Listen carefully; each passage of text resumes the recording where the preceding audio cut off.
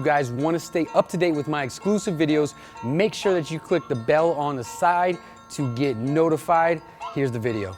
Yo, what's going on, guys? Chris Pond here, Overtime Athletes. Hey, so today's video, I want to give you guys a couple mobility drills that I've been utilizing for you guys to use when you go perform lower body exercises within the gym. So your typical gym goer, LA Fitness, whatever it is, a lot of you guys, if you don't have space, you guys come in, you touch your toes, you perform a couple stretches right there at the squat rack, and then you immediately start to hop in. Well, because of you sitting, there's a series of muscles that tend to get really tight. So if you have the ability to go ahead and get something like a baseball, a softball, a lacrosse ball is best. There's a couple ones that you could perform before you actually go in the gym and actually utilize this tool to support you with performing a better squat. Not only that, it will obviously help you down the line with your posture, and it will help reduce injury when you start to load the spine and perform a squat. So the first one that we'll do, obviously there is a series of stretches. I've made a video about this where you guys can look that up, the best stretches for squat in my opinion, which I suggest, and these are static stretches.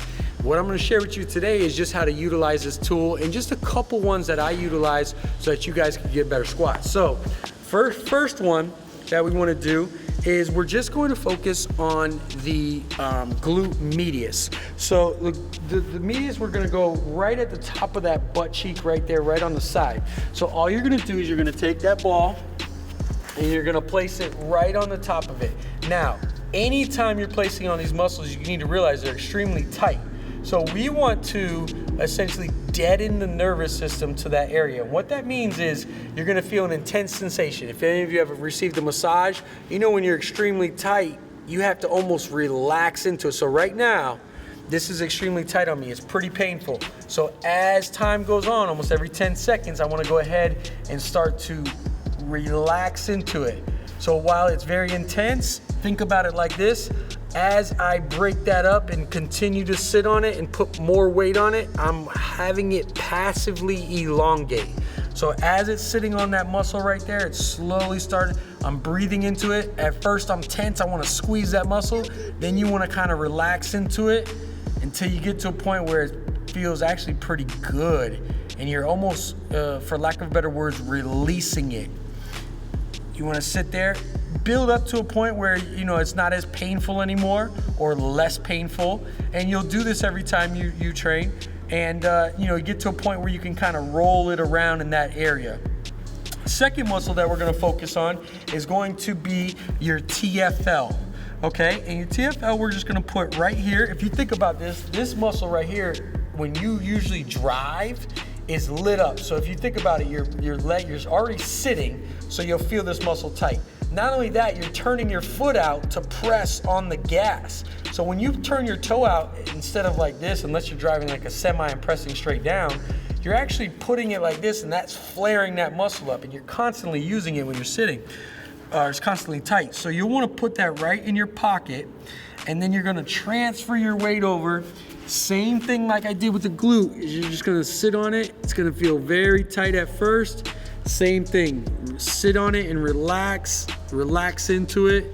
Once you start to feel a little bit better, you've done this a couple times, you can start to move it around, find those areas that are really tight. Again, it's gonna feel like a rock, and then it slowly dissipates until that muscle's relaxed, and you're gonna feel better when you go perform that squat.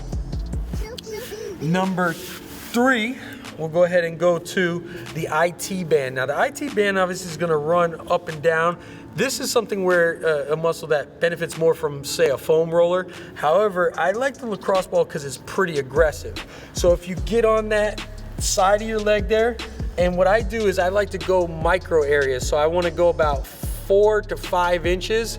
I want to go back and forth on that area, and then I'll replace it and go further down that chain. Again, 4 to 5 areas, and then all the way down to the kneecap, 4 to 5 areas.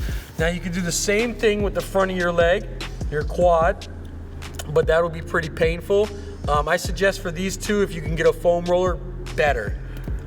The last one that I want you guys to focus on is gonna be your piriformis. Now the piriformis is going to essentially run on that butt cheek here. The way we wanna get on that, again, This is another good one for the foam roller.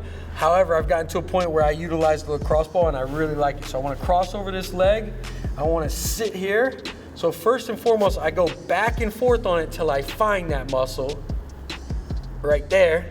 Then I want to go this way laterally to do it. I find that point and I try to relax into it. So it's pretty intense right now.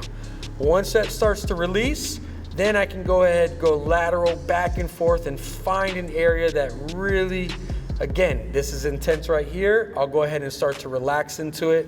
And then obviously repeat that on both sides. And that's really gonna support and open up your hips. Now, I suggest performing a dynamic warm-up. I suggest performing a series of these release techniques or myofascial techniques, and a series of static stretches as well if you're extremely tight. If you're somebody like me who generally after my playing days, my hips start to get tight because I sit at a desk all day, I'll let you know that those are ones that I utilize with the foam roll and the cross ball to start off. Immediately start off. Then I move into a dynamic warm-up and then finish with static stretches that are unique to myself, that are tight on myself, such as, you know, hip flexors. These are pretty common. Hip flexors, a pigeon, a frog, just really work my adductors. Things that are gonna support me to have a better squat. Although it will reduce my power, which is proven in research. However, what good is that power if my pattern of movement is off, right? So you wanna make sure that you have the most efficient squat possible before you think about just loading up the bar as much as you possibly can. So I hope that helps you guys out with a simple lacrosse, baseball, whatever it is that you could bring into the gym. I'll see you next time. Hey guys, thanks so much for watching. If you're interested in becoming a better athlete, whether that be sprinting, jumping, strength, or overall looking like an athlete, go ahead and click the box here on my side and make sure that you subscribe to my videos here so I can keep sending them to you. Holler.